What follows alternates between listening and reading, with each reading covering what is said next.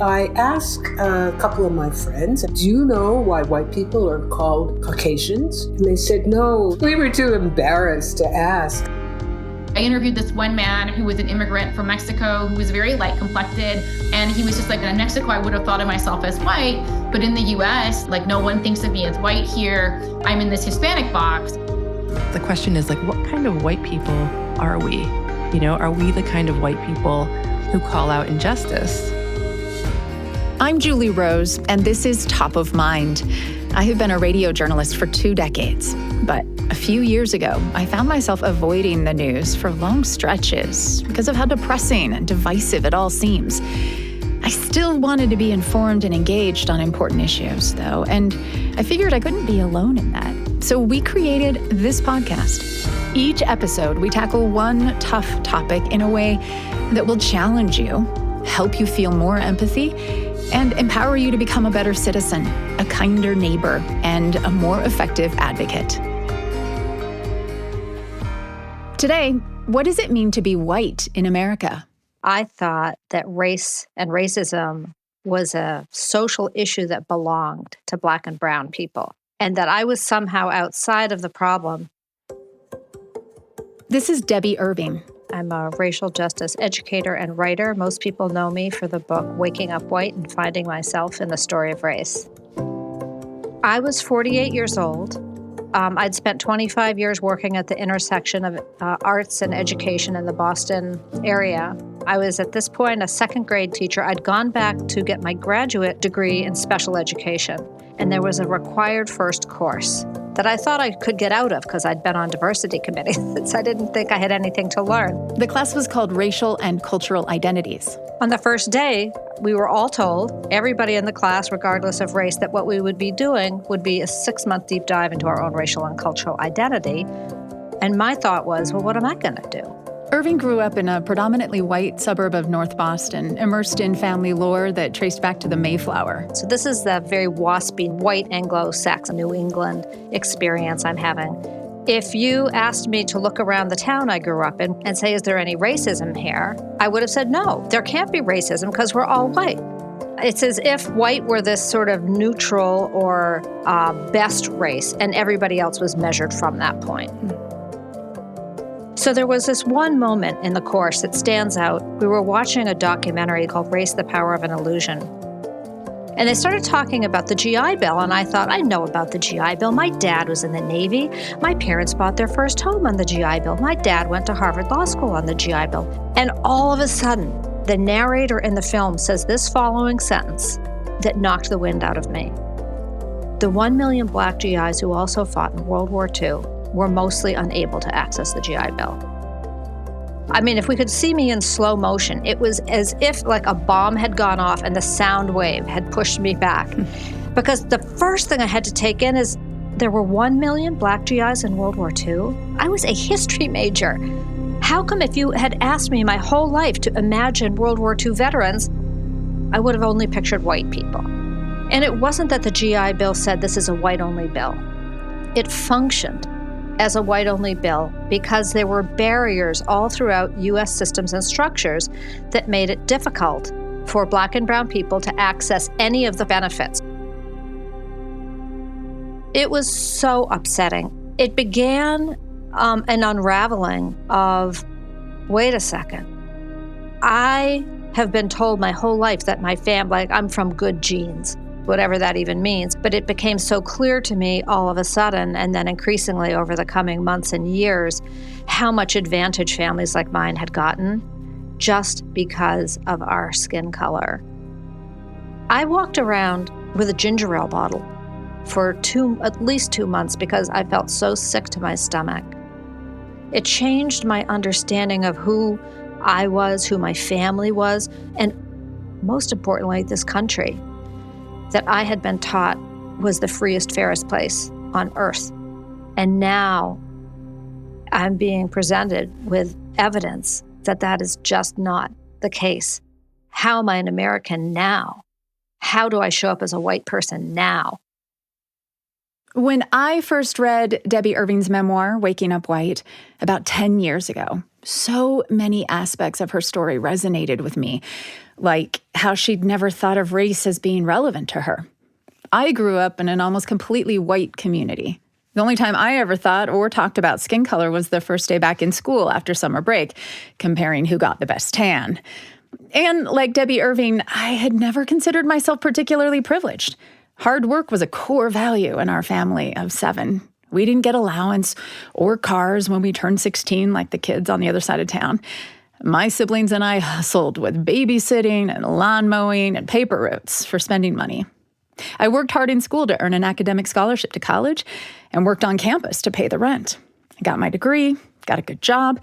I've had a good job ever since and never had serious money troubles. But after reading Waking Up White, I couldn't stop dissecting every turn in my own life and wondering how much of my success was facilitated by my white skin. Since 2020, when George Floyd's murder was seen around the world and protests for racial justice swept the country, a lot more Americans with white skin have begun to think explicitly about race and its consequences. But the closer we look, the more complicated it gets. The lines around whiteness are constantly shifting, and they impact everyone.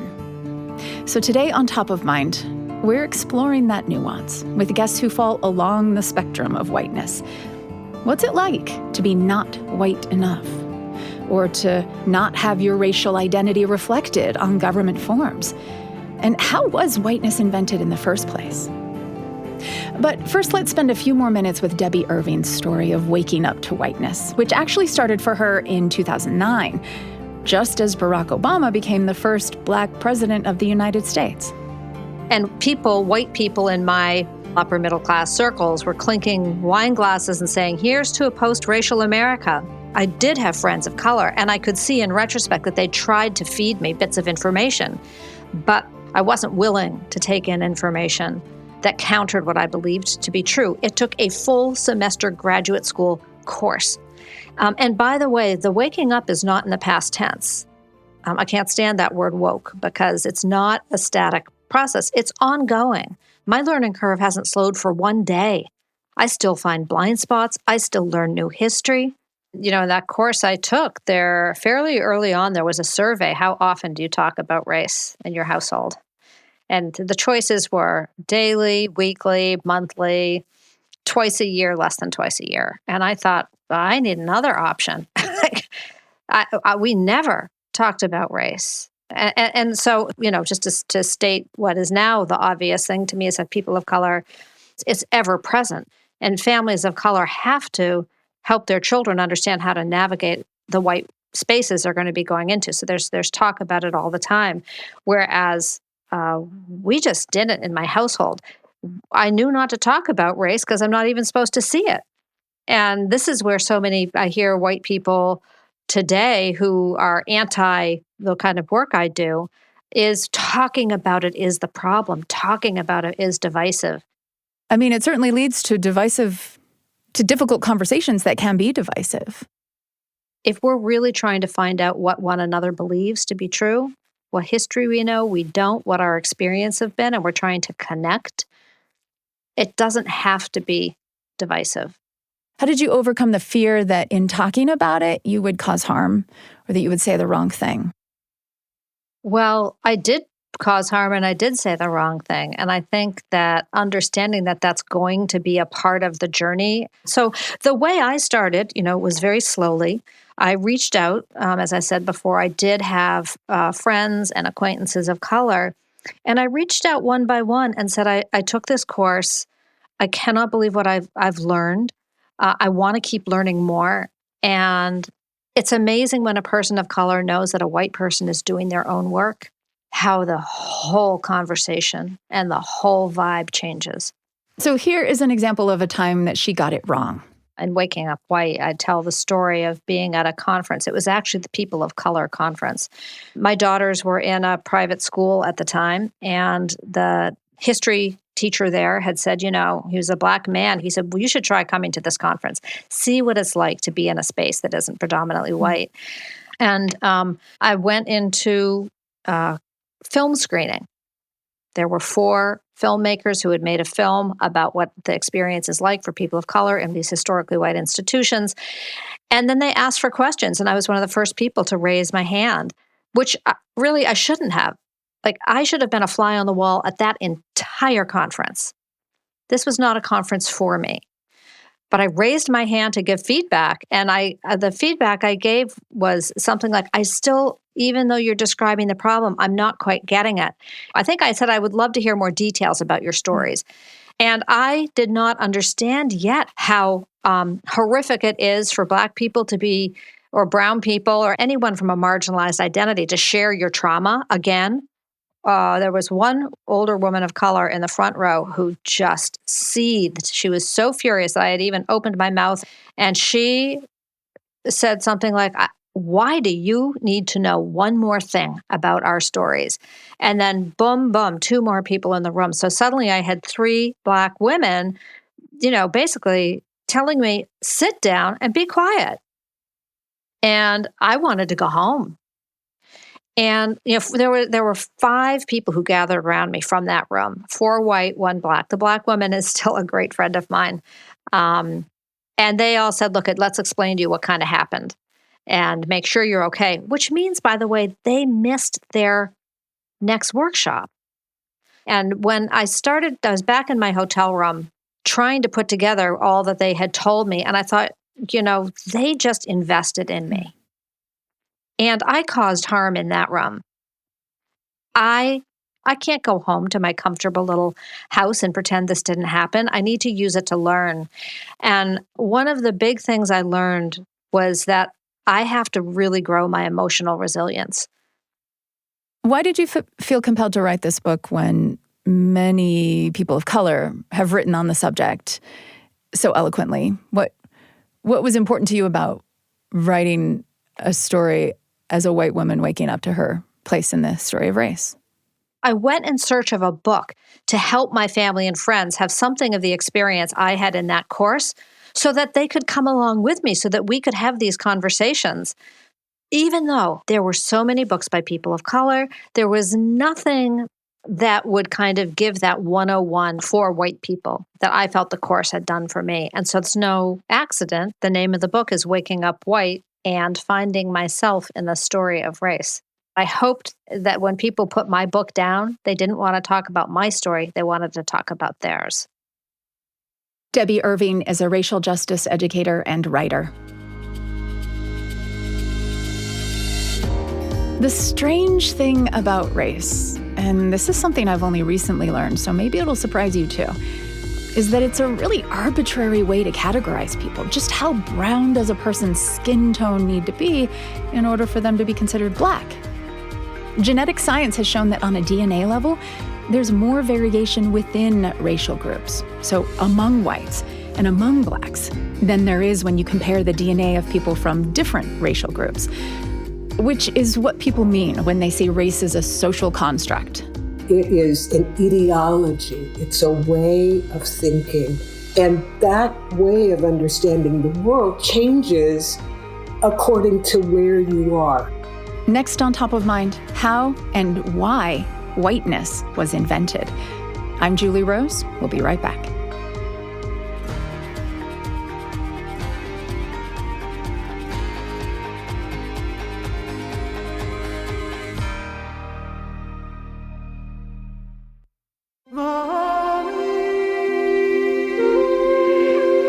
We hope you're enjoying this podcast from BYU Radio. I'm Stephen Cap Perry, host of In Good Faith, an interfaith podcast committed to listening as believers of many traditions share their personal experience with the sacred and the divine. And we've just dropped our 200th episode. Why not take a moment to check out In Good Faith at byuradio.org or wherever you get your podcasts. I think you'll be inspired by our amazing guests sharing first-person accounts of the power of faith and belief on the In Good Faith podcast.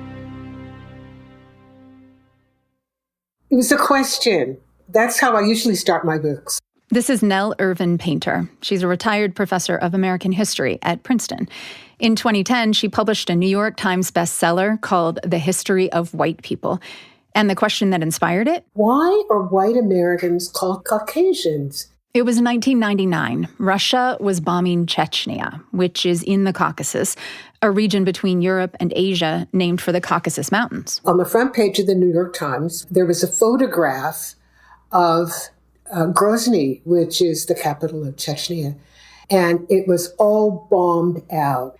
And the question came to me, here's this place that's really far away, and most Americans don't know where Chechnya is or that it's part of the Caucasus and who Caucasian people in the Caucasus are. And so I asked a couple of my friends, and well-educated people, history department, Princeton and all that. I said, do you know why white people are called Caucasians?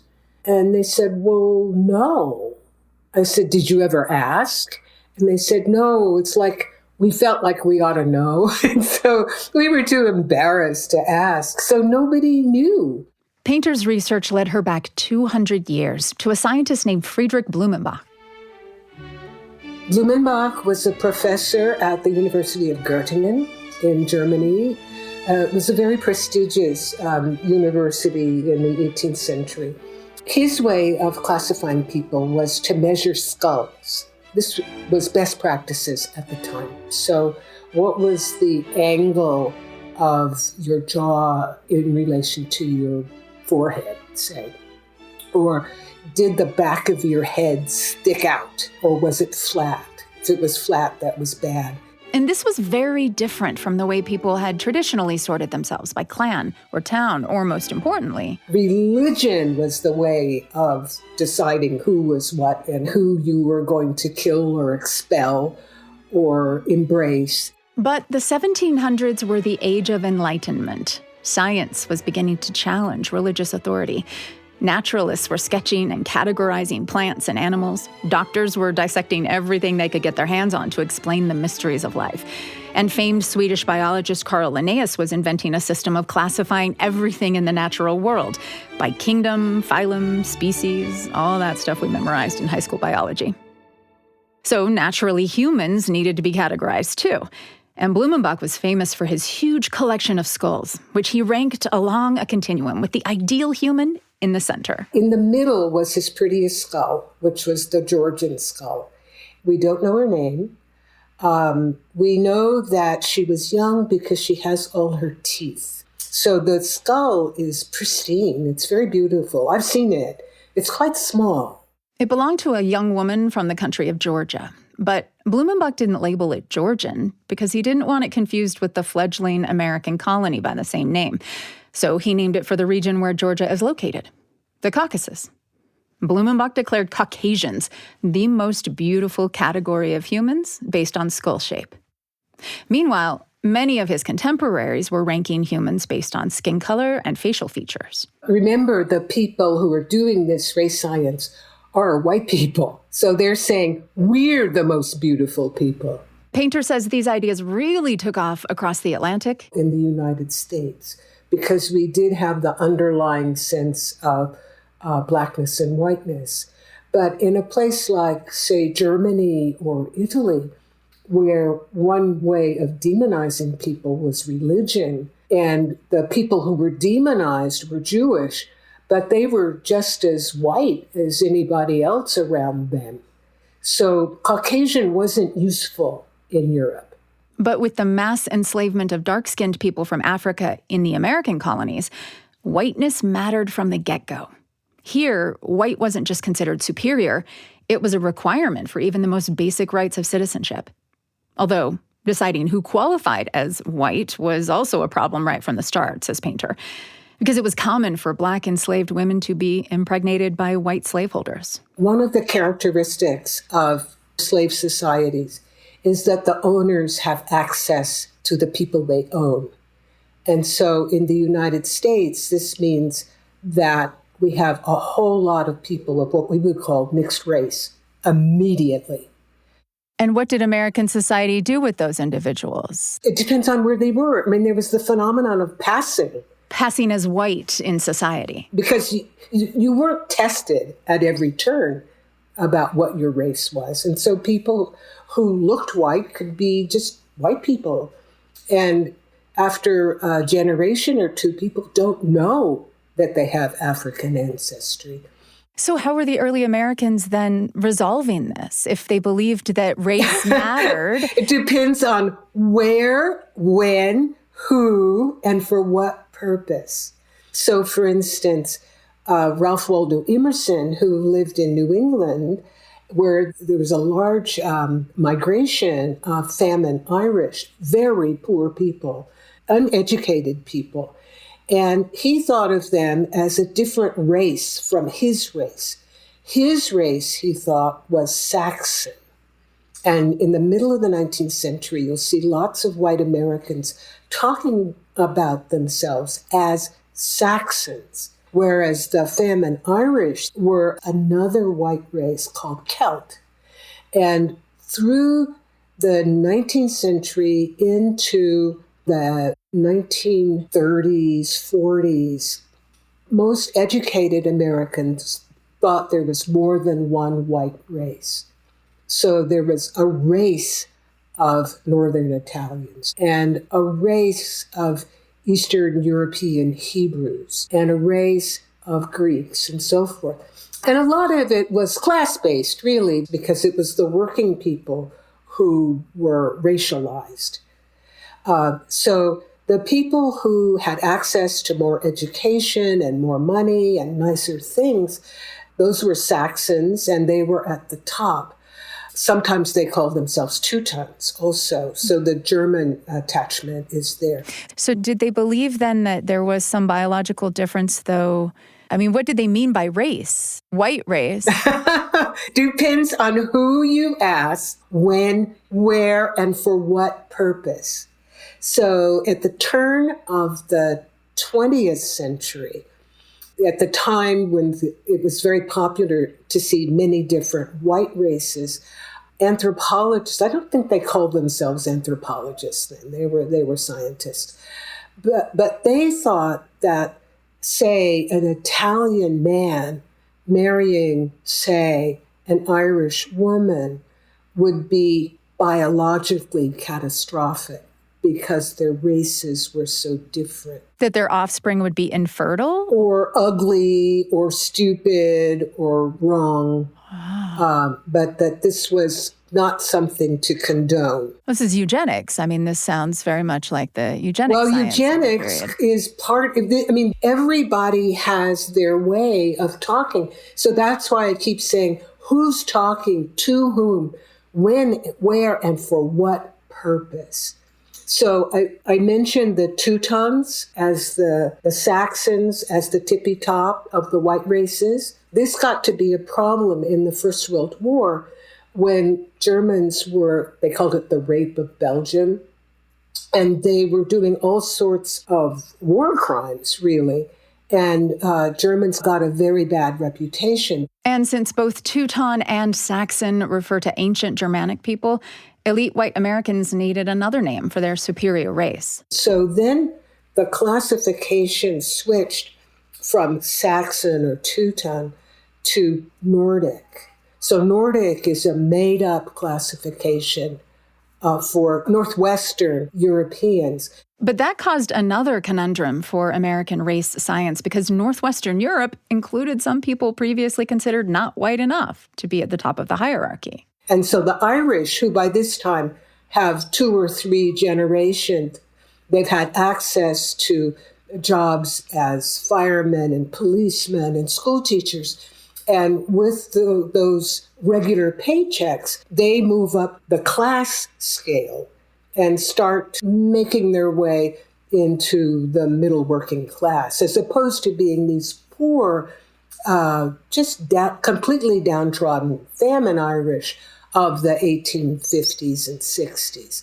So they become a better white race? They become Nordics, yes. And then comes World War II. So anthropologists are looking at Nazi Germany and knowing that something really awful is happening there and seeing the similarities between Nazi ideas about race and American U.S. ideas about race and saying, no, Jews are not a race.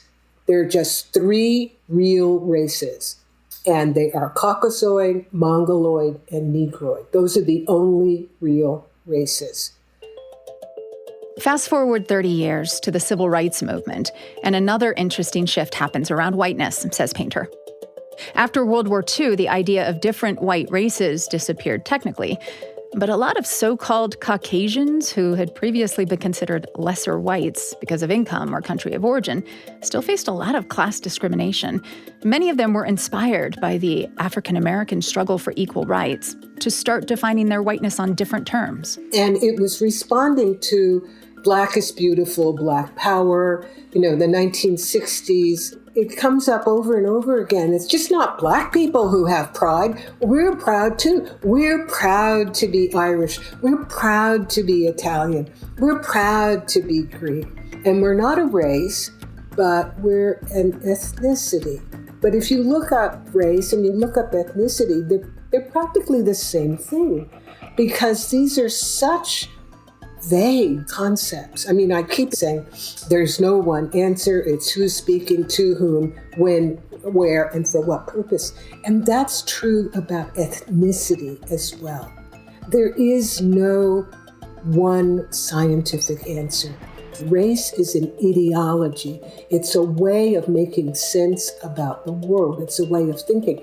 But I must add that racism is a real thing, because it has material outcomes. We think of it most easily in terms of discrimination. Discrimination in housing, discrimination in voting, discrimination in jobs. Those are real material hurts, harms that are related to race, but they're not the same as race. Since Nell Irvin Painter's book, The History of White People, came out in 2010, the meaning of whiteness in America has continued to shift. So has the terminology. The word Caucasian that launched her research for the book was pretty much universal in scientific studies and government documents until around 2015, says Painter. Now the term white is more common.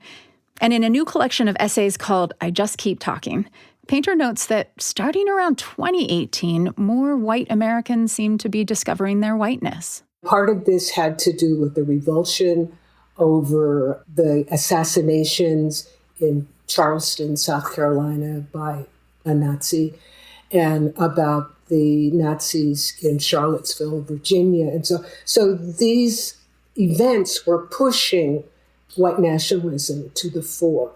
And then the question was, what's your relationship to that?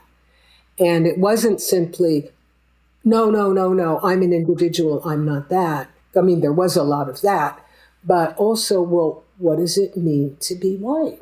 And the soul searching has intensified since 2020. I'm really glad it is happening because, in fact, one of the essays, and I Just Keep Talking, says we should capitalize white in the way we capitalize Black, because white is a constructed identity with a history, just as Black is a constructed identity with a history.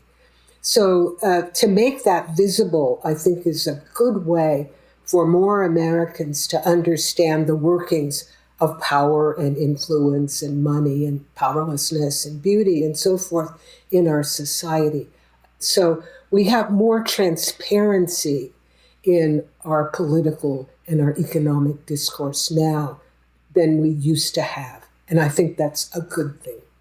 Nell Irvin Painter, thank you so much for your time today. I really appreciate it. Well, thank you for the conversation, Julie. She's an emerita professor of American history at Princeton and author of The History of White People. Her new collection of essays is I Just Keep Talking. Now, from the founding of this nation, the United States government has been key to defining and enforcing racial boundaries. The very first U.S. Census, back in 1790, divided people into whites and slaves. As race science developed, the options on the census expanded and contracted in step with what was going on in America, and it's always been fraught with inconsistency. There's no box there for Latinos on the census for race. And so then you're like, where do I fit myself into these boxes? What am I supposed to check here? Julie Dowling is a professor of sociology and Latin American Latino studies at the University of Illinois, Chicago. I grew up in the Dallas-Fort Worth area. My mom is from the Rio Grande Valley in South Texas, and I'm a mixed background, Mexican-American and Irish-American on my father's side. Technically, she's half white, but she identifies as Mexican-American, and that has made filling out the census problematic because, as she just said, there isn't a box for Latino Hispanic there for race. Okay, so here's the deal, because you're probably thinking, wait, I know there's a question about being Hispanic or Latino on there. And you're right, but for the last 50 years, it's been a separate question about ethnicity.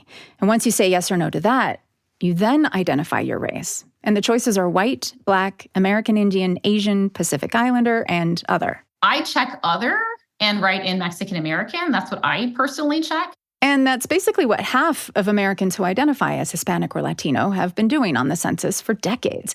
They check other and write something in. But the other half have consistently chosen white on the race question.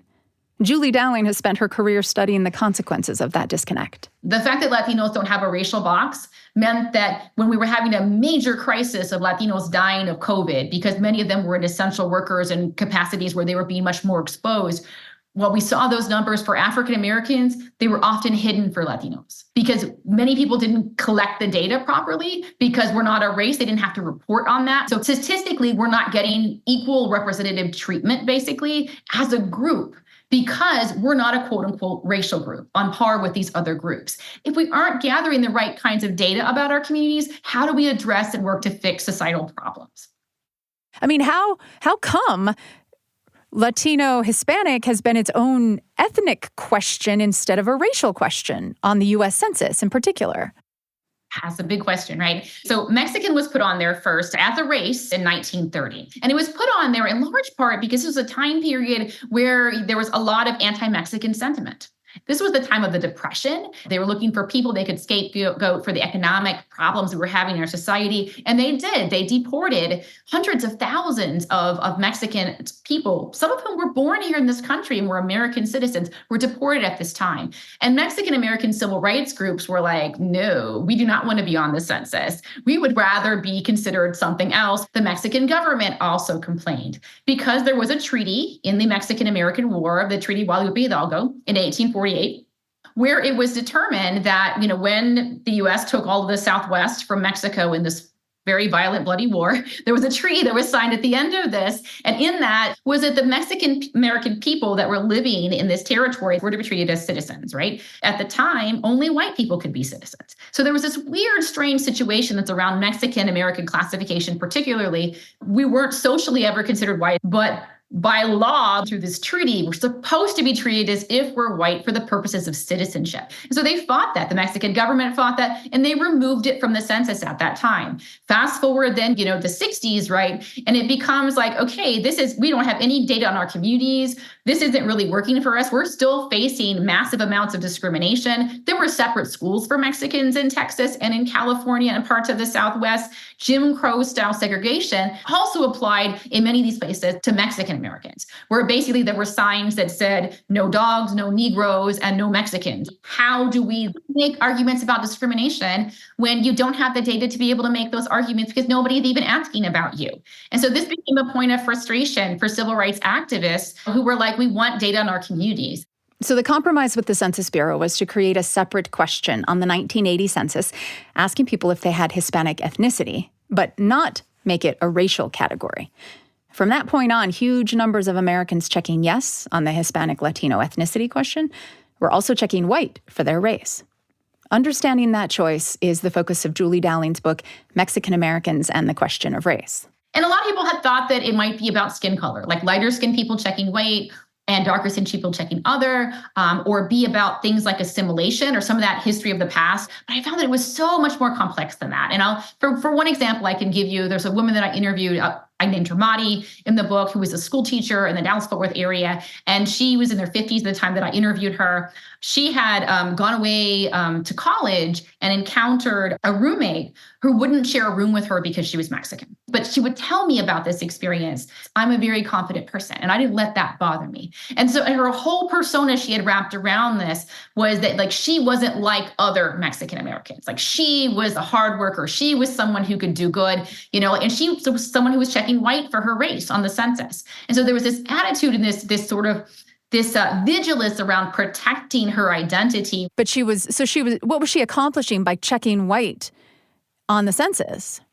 She's asserting to the government that I belong. When I asked her, did she ever label as white in her daily life? No, she doesn't. No one that I interviewed in my entire project, the 86 people I interviewed who checked white on the form, labeled as white in their daily life. And interestingly, none of them looked white either. Did you find the opposite? Did you find individuals with very light skin who you might have assumed would check white and they in fact didn't? They chose other? Sure. I interviewed this one man who was an immigrant from Mexico who was very light complected with lighter colored eyes.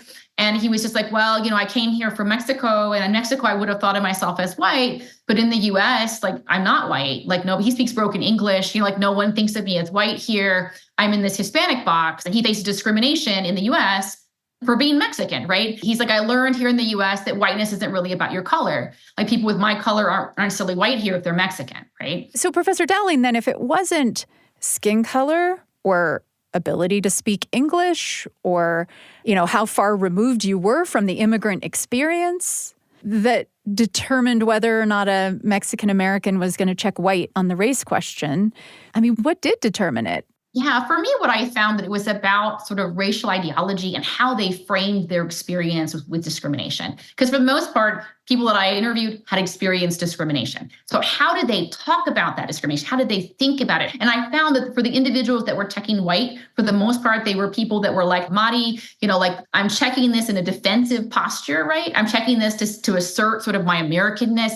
But it was also about distancing yourself from immigrants, from other Mexican Americans, from African Americans. So whereas then I had people checking other race, and those individuals were more politicized and thought of themselves as being more aligned with immigrants, more aligned with African Americans, more aligned with these groups in a struggle about racism. So they were more willing to talk and think explicitly about racism and discrimination. And the folks who were checking white in my study were more likely to downplay. They were both experienced discrimination, to be clear, but the way they talked about and processed that discrimination was very different.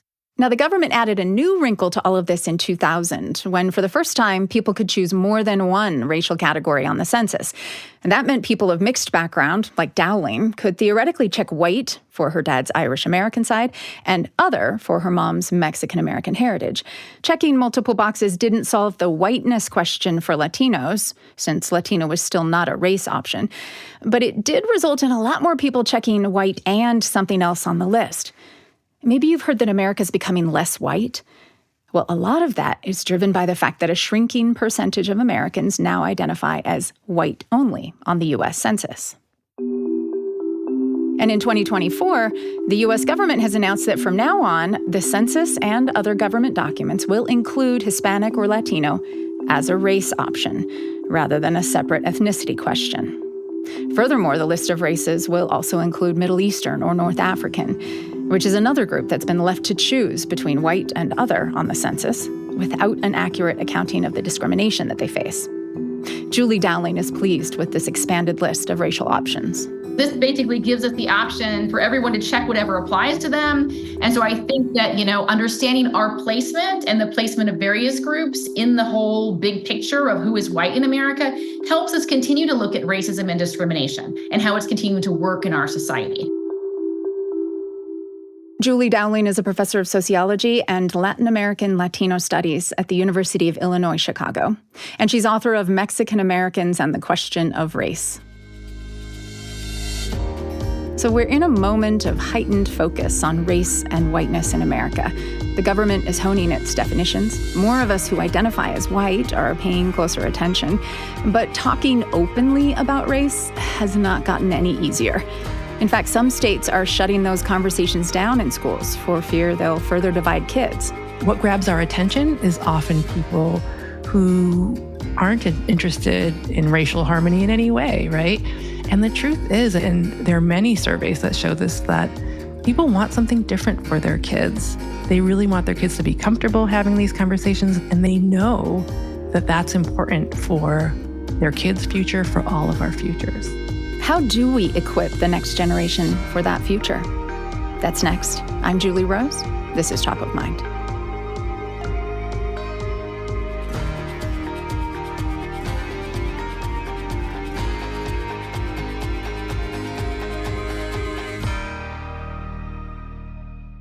Hey friends, if you are looking for another great show from the BYU Radio family of podcasts, check out Constant Wonder.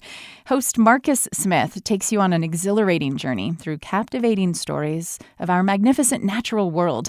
You'll gain profound insight into different facets of our planet, discover more about nature, and maybe even ponder your connection to Earth's wonder.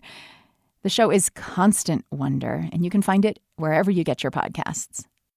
When Melissa Giroux started having kids, she was determined to give them more confidence navigating race than she had growing up. So I have a white French-Canadian mom, dad from the island of Dominica, Black man, but light-skinned. Giroux grew up in a Puerto Rican neighborhood in Massachusetts, comfortable with her multiracial identity, but struggling to make sense of how others perceived her whiteness. There was a fascination with my lips. You know, in elementary school, my nickname was N-lips, which is not very nice, but sort of suggested that the kids were confused by me. I didn't learn at home what the N-word meant. I did learn at school. You know, my parents weren't used to talking about race in an American way or talking about it at all because they grew up in pretty monoracial cultures. When we were talking about ourselves, we were Dominican and we were Quebecois. And we didn't actually use the racial words, but the kids didn't dance around it, right? I remember being on a playground with a cousin of mine who's dark, and we were, playing with some kids. And one of the kids looked at me and said, "You can't be cousins. You don't fit." And I think because my parents didn't talk about it, and I have spoken to so many people about this, and it's very common in immigrant households of color that people aren't talking about it. And what can end up happening is that you internalize it, you learn not to talk about it, which is why, I think it's really important to talk to kids, not only empower them by talking to them about their background, whatever that may be, but also, especially for a child of color or of mixed race, to prepare them for, some people think that if you're not white, you're not right, or you're less than. And of course, we don't believe that. And this is how we treat people. But this could happen. And we want you to tell us about it. So Giroux had big plans as a parent, and so did her partner, Andrew Grant Thomas. He's a dark-skinned man from Jamaica who immigrated to the U.S. as a kid. Both he and Giroux had worked in racial justice and advocacy. Giroux taught elementary school in a bilingual program and even reported on race and equity for public radio. We really felt, gosh, if anyone can raise kids around race, it's us. And then when we had the kids and things started happening, or just the realization that, oh gosh, we weren't parented always well around race, so we don't really know how to do it. So we looked for resources and really couldn't find them that were geared towards parents. So that's why we founded Embrace Race. It's a nonprofit community of support for caregivers of all racial backgrounds who want to raise kids who are thoughtful, informed, and brave when it comes to race. So can you remember a parenting moment where you were sort of knocked back on your heels by maybe not really being prepared or sure how to parent your children around race? Yeah, for sure. So we live in Amherst, Massachusetts, where there are a lot of multiracial kids, actually. Okay. And one of our kids is darker than the other. They both have, kinky sort of African hair. And one of them is probably more considered Black and the other more multiracial. So in terms of, for example, looking for dolls, there'd be just very few options around the dolls of color. So they would want the specialty dolls, like the mermaid with the fabulous sequins who, also had these amazing eyes. And that was never the doll of color. So I understood that the deck was stacked, that if I just always did what they said in terms of what they wanted me to buy, that we'd have a lot of white dolls, right? So what I would do instead is say, okay, we have some, we can choose that sometime, but I'd have to explain to them that there are a lot more white dolls out there because the industry thinks that's what people want. But the problem is having mostly white dolls out there also makes us think that that's better in our minds. And we kind of have to remember that's not true, and remember that in our home environment by, I didn't say stacking the deck, but by stacking the deck. Like with young kids, you can decide what books. You can have a huge influence on the toys. So stack the deck at that early age. So you're having these conversations with your girls when they're 5, 6, 7? You're explicitly teaching them to recognize the skin color of the dolls, to recognize the patterns, and you're talking to them about how this, like the consequences of this, like how this has a way of making us think that white is better. A 6-year-old can handle that. All of it. Yep, absolutely. And you can give kids a vocabulary for speaking about the differences that they see very early, and that's also helpful. So, kids are learning numbers, pointing out colors, shapes very young. They should also learn how to talk about different skin color, different eye shapes, different hair textures, so that they have the vocabulary, so that when they are a little older and they can talk about what they're noticing socially. Who are the kids that get left out, or who are the kids that everyone thinks is going to run the fastest, or whatever it is. You want them to feel comfortable talking about the patterns that they notice, because they notice the patterns anyway. Yeah, I think a lot of white parents hope they won't say anything about what they're noticing when it comes to skin color. What is your instruction for a caregiver of a white child who is in a public place and kind of loudly is pointing out, this person over here, why is their skin different? Right. Yeah, you definitely do not want to shush the kid, because we shush the kid and the kid learns that they can't talk about racial differences. Really, what they'll learn if they're quite young and don't understand race, they'll understand eventually that this is race that we don't talk about. We can talk about everything but race, right? And often it's people of color who get raced, and white people are seen as unraced, or as, the norm. So it can be really embarrassing in those moments. And a lot of parents actually come to us because of moments like that, and they don't know how to respond. But what you really want to do is certainly check in with the person they're pointing to make sure that that person's not, having a bad reaction. But then say, yeah, their skin is brown, and isn't it beautiful? Redirect them and make sure that you have a conversation, about skin color, because in fact, everyone has a different skin color, right? So you can compare, as a white caregiver, your skin color with your kid's skin color, read books to talk about other skin color. The thing is, you don't want to treat skin color like it's a bad thing to say, because then you're making it a bad thing. Like you're giving it meaning that, in our society certainly is there, that sort of darker skin is often denigrated, but that we don't ascribe to, right? As parents who embrace race. That is not true. Saying brown or black is not bad. It's just descriptive, and that's how you want to respond, as though it were simply descriptive, because it should be. Mm. And then at what point is it appropriate to layer on the ways in which race can have meaning that can be harmful in our society? Mm-hmm. Yeah, kids have so many experiences with unfairness, right? Like, that's not fair is like a favorite thing at a very young age to say.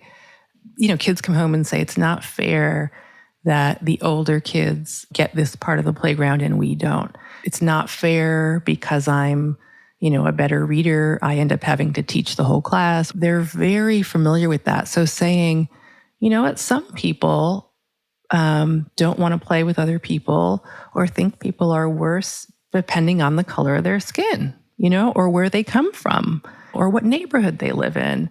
We don't have those views, but some people do, and that's unfair. There could always be sort of an action step. What could we do when we see a girl being told you run like a girl or something? You know what I mean? Like, how can you stand up for someone who is being mistreated? And hopefully they'll stand up for you too, right? We have to stand up for each other. What is your advice for white caregivers of white children who worry that in the process of trying to help children be thoughtful and informed and brave about race, that those children are also going to come to feel badly about the whiteness of their skin the way that they have unearned privileges, or that they're going to feel badly about the things that have been done, by other people with white skin? It's a great question, and it's something that prevents a lot of white caregivers from talking with their kids about race, right? And the thing is that as long as there has been whiteness, there have always been people who said that's not fair, and tried to stand up and make sure everyone's included, right? There's a long history of, white people, not everyone, not the majority, but taking on this cause and saying racial discrimination is unfair. And that continues today, right? So the question is what kind of white people are we? Are we the kind of white people who call out injustice and use our privilege as white people? There are other areas in which we might not have privilege, right? Where we might need a hand, but we use our privilege to call it out when it's harder for a friend of color to call it out, right? So I think that there's just such a powerful role that white people play and that their kids can play, because again, they didn't create whiteness, right? So they, if they grow up understanding that our fates are linked and that inclusion is better for everyone, and that they have this thing called white privilege, they can use it for good. Why is it important that kids today learn better than we did and better than our parents did how to talk about race? The truth is that for our democracy to work, a democracy which is a multiracial democracy, we really need to know how to talk to each other. We really need to understand each other. So we did a survey at the end of 2022, just around that anti-CRT stuff, right? It was a nationally representative survey, 1,000 people, parents with kids from 0 to 13. And overwhelmingly in that survey, parents want their kids to learn about race. They often don't know how to do it. They don't have enough support. And even conservative parents, it was like 65% of them said, we need more tools to do this. They really want their kids to be comfortable having these conversations. They really want them to be educated. And they know that that's important for their kids' future, for all of our futures. Melissa Giroux is founder and co-director of Embrace Race and co-host of the Embrace Race podcast. Both provide a lot of great resources for parents and caregivers and teachers. Just a really great resource for helping us all to be more thoughtful, informed, and brave about race. Thank you very much for your time today, Melissa. I appreciate it. Thank you so much, Julie. It's fun. She says it was fun. For me, it was pretty uncomfortable, I'll admit. I may have sounded confident asking the questions, but this whole episode really had me sweating. Talking frankly about race, even just identifying myself as white, has been a big stretch. So if you've been in the same boat, I get it. And I'm glad you stuck with it. I'd love to hear how it went. Send your thoughts to topofmind@byu.edu. And for more ideas on how to engage with tough topics like this, check out our other Stick With It conversations in the podcast feed. And starting in July, we're launching a brand new weekly podcast called Uncomfy, dedicated entirely to stories of people sticking with moments that challenged them. We'll learn how they did it, why they're glad they did, and I am so excited to get uncomfy with you. Top of Mind is a BYU Radio podcast. This episode was produced by Elena Beck and me, with help from James Hoops, Samuel Benson, and Sam Payne. Our audio engineer and sound design team includes Kelsey Ney, Brandon Lewis, Josh Fouts, Carly Wilson, and Trent Reimschlüssel. I'm Julie Rose. We'll talk again in 2 weeks.